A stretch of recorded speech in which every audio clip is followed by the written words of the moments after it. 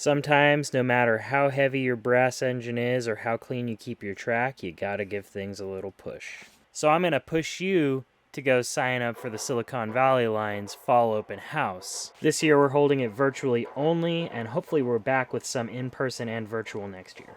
And it's going to be held on November 13th from 10 a.m. Pacific to 3 p.m. Pacific with half-hour running slots. You can check the description below for more information and the sign-up link.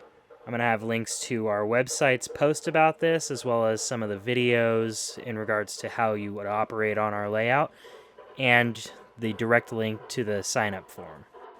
This open house is open to all skill levels. If you've operated remotely with us before, you're welcome to come back. If you haven't operated with us remotely before, come and see what it's all about.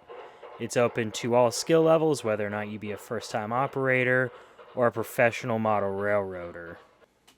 So come and join us on November 13th, and I hope to see you there.